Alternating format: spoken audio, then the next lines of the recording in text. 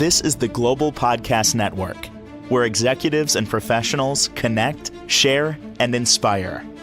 Stay tuned for the conversations that drive success.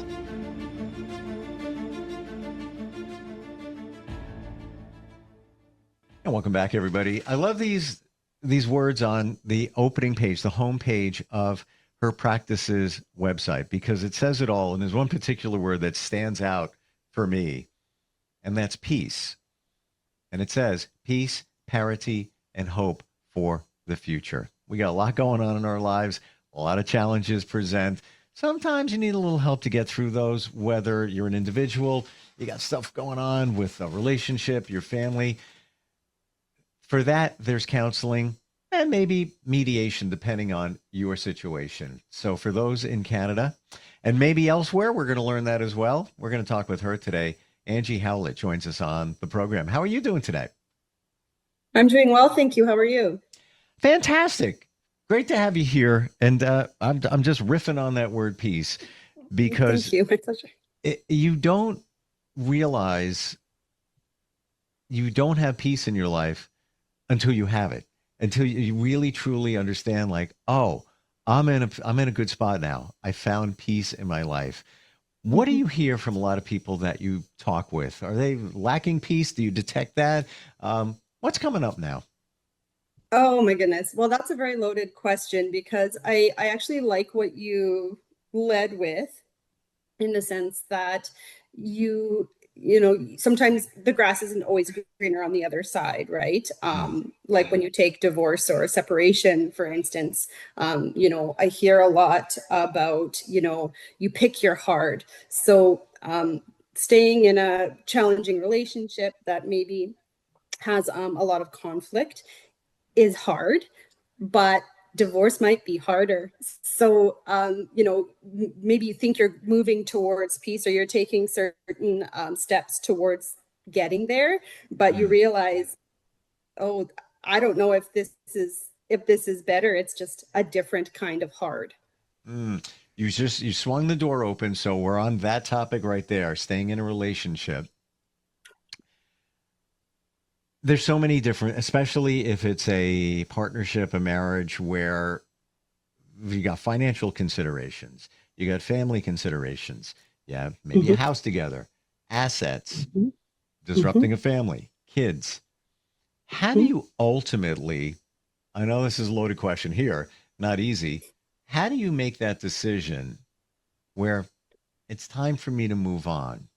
Not an easy one, but how do you process that? Is there any way to look at that in different ways? Yeah, there's lots of different ways to look at it. I think something that we could maybe learn from our grandparents or our great grandparents is their resiliency.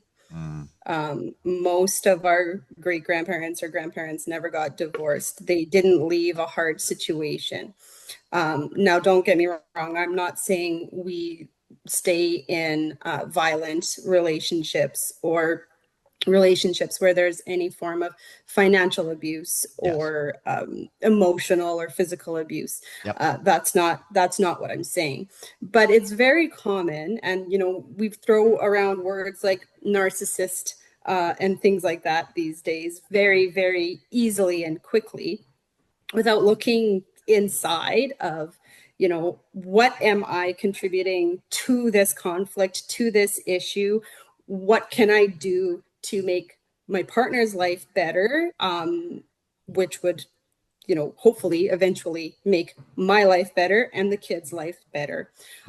And so I think that those are the kind of the gems or the glimmers of the relationships of our ancestors, of people in the past that we have lost today, because there's all kinds of things floating around on social media about, again, and we don't deserve to live with a narcissist. We don't deserve to put up with abuse, but we also have to be very clear about what does that actually mean for me in terms of, okay, if I'm to leave this relationship because I think that somebody is being narcissistic, what does that mean for the kids? That could mean, uprooting their stability their home, their friends, their school. So we do have to think about how that impacts not just ourselves, our family, our finances. I'm not going to agree with you just to agree with you, but I agree with you. And if we factor those things out, the abuse, and you've identified those, a couple got together for a reason. There was a connection. There was a spark. And I know that things change over time, but that's called life. It changes over time. Do you feel, Angie, that many times there's stuff that hasn't been worked on with, and it takes two, it's a relationship, it takes two. Do you feel that there's things that haven't been worked on or could or should be worked on with each individual to pilot that relationship forward, get over those challenges? Maybe things came to light, but again, it goes back to maybe your childhood, and that stuff hadn't been figured out. And over a period of time, that it came to light. Do you think that, if we worked on those things, I guess the divorce rate would be a lot lower? Well, big time. And I think that there's two sides to that. So you did mention, things in childhood. Obviously, our parents relationship, just our interactions with our loved ones from an early age kind of informs our definition of what love looks like, of what it sounds like, of how to respect your partner, and how to what it means to run a household, those kinds of things. One thing that I often say in sessions to people is, or with people rather, is I use the Big Bang Theory analogy. Have you ever seen the TV show Big Bang Theory? Sure. Yes, and so how Sheldon always has relationship agreements. He has a relationship agreement with Amy, and he has a relationship or a roommate agreement with Sheldon. It sounds kind of silly and, almost mechanical to say, this is the agreement that I have with you. These are my terms and conditions for coexisting with you or being in a relationship with you. But in an interesting way, that's kind of the way that relationships work. Every relationship that we have in our life, whether it be with our parents, our siblings, our partners, our coworkers, there is a set of expectations that you have of that other person. And so when you go into a relationship and you can very easily and clearly define, these are my expectations, these are my non-negotiables, what are yours? And let's see if this relationship will work off the hop. Now, sometimes we don't get a choice, right? We don't get a choice with our parents. We don't get a choice with our siblings. We don't get a choice with our coworkers. But with those relationships, you can say, okay, these are things that we might not agree on, so we can't work together in this way. Or, my family, we have very, divergent political beliefs, and that's just something that we don't talk about. And so those are our expectations. And so you got to lay those expectations just out in the open, lay them on the line so that the other person knows very clearly what their role is in your life. And on that note, if you have expectations and they're not communicated, they're going to let you down. What's coming up for me immediately here is the 5 love languages. Yes. So even though you might not start a relationship and say, all right, here's the 5 love languages. I want you to sign this and note that you recognized what my 5 love, and let me see yours and we'll sign off on this. It's almost an unspoken, it's a 10-minute quiz, but oh my gosh, it reveals so much. And it's in a way, I think if you do that in your relationship, it's an unspoken agreement because you both saw it. And now in your mind, you're agreeing to, oh, they like physical touch. That's so important. I didn't realize that. They like acts of service. And I could see this so many times, even in relationship, a man will do things for his wife. And, I built you the shed. I did this. I did the lawn. I did all of this. And he's thinking, that's acts of service. That's how I show love. And she's looking at it like, all right, you did chores. When are you going to spend some time with me? When are you going to, whatever it might be. He sees it in a Sure. different way. But in a way, it's almost like an agreement, something as Mhm. simple as that, right? Yeah, that's so funny because another analogy that I use in session is, so in Saskatchewan, the card game Kaiser is really, really big, and it's a game where the person who has the highest trick gets that trick. And I often say that, you're communicating to your partner through your cards. When you slough off a card, I'm deficient in, or I have a lot of these. I have a lot of hearts, so maybe that means I need a lot of love, or whatever we define mutually as what love means. And or well, I don't have that card, so I have to slough off another card, so I'm deficient in this love language.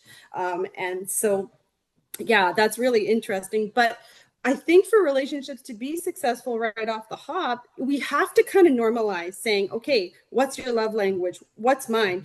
Because we might save ourselves a lot of time, energy. Not that relationships are necessarily a waste of time, and I don't want to frame it that way, because we learn a lot about ourselves, Sure. about what we want, about what we don't want. But then we also don't necessarily have to deal with a certain amount of heartbreak after we've gotten invested, or after we've been invested for a certain amount of time, only to realize, well, this wasn't something that we discussed early on, so it's not going to work.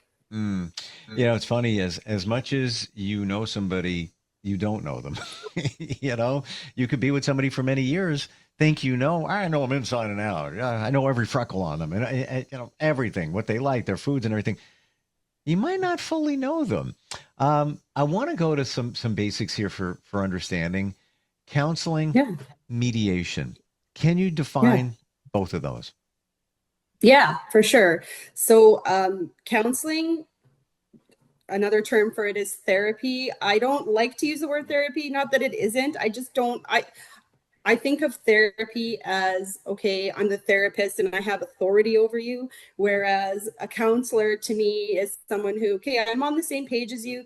I have lived experience and I'm here to share this with you. I'm here to support you. I'm here to be your anchor if that's what you need, but I'm also here to be your compass. So I kind of like to use that analogy, the compass and the anchor analogy, as and it's a lot of the time self-driven, Mm, or self-determination is very, very um, it's an important pillar in counseling. And I'm a person who you can bounce ideas off of, share your experience, and I can give you some suggestions or some helpful tips, right?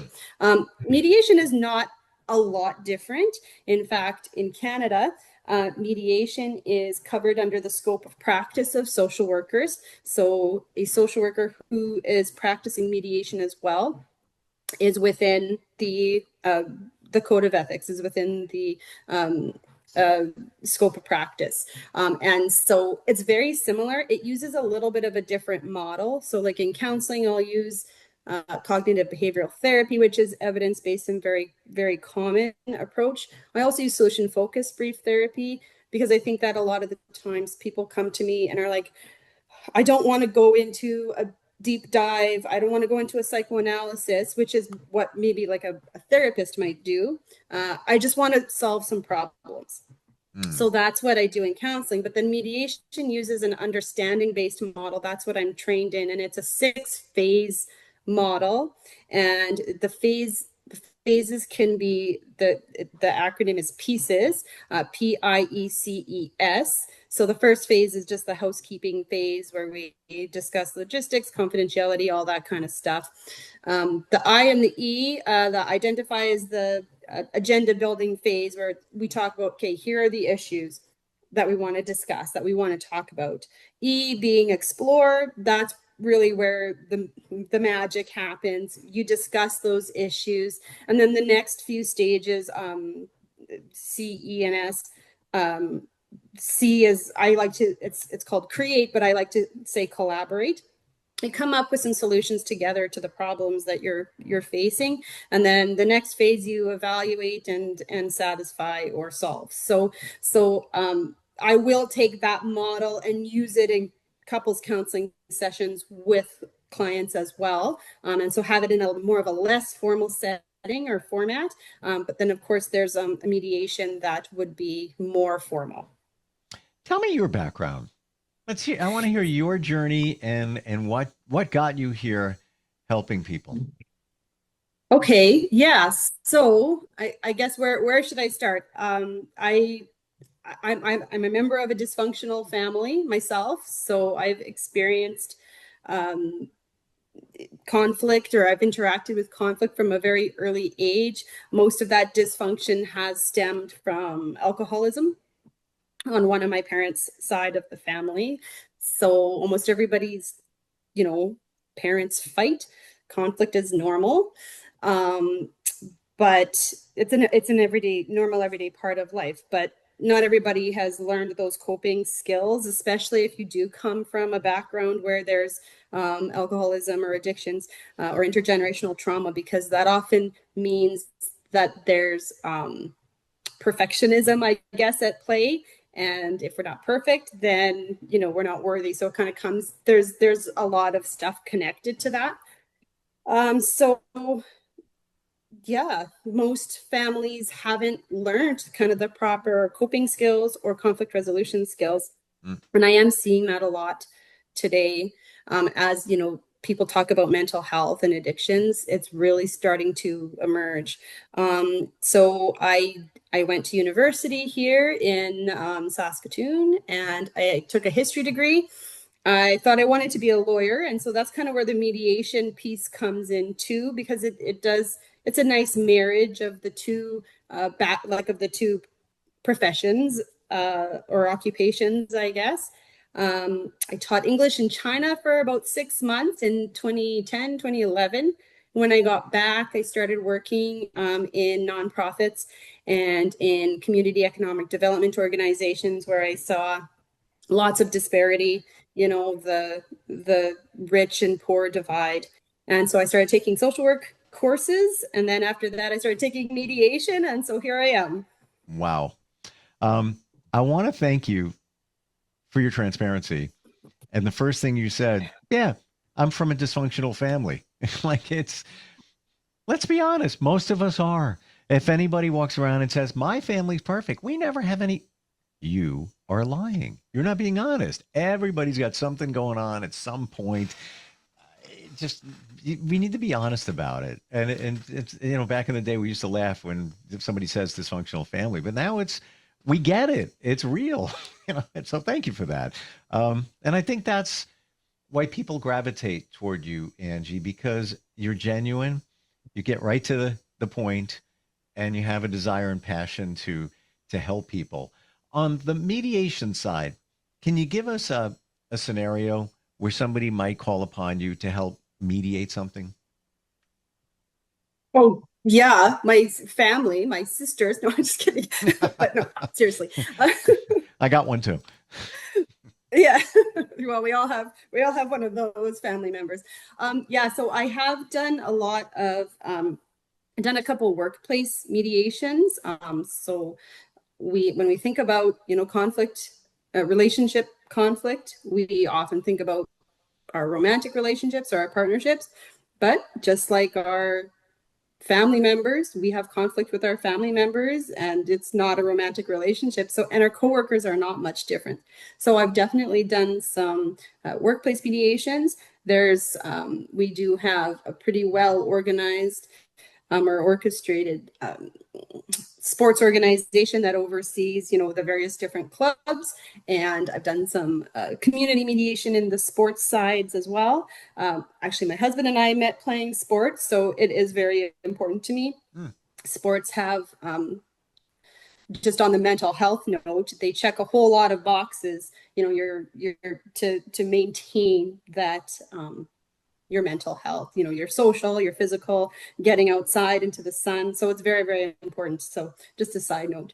But yeah, I have lately been doing lots of family mediations, and I'm excited to say that I'm in the process of being added to the minister's list, the Minister of Justice list for recognized family mediators, to be able to offer support there before accessing the courts for a divorce. Mm.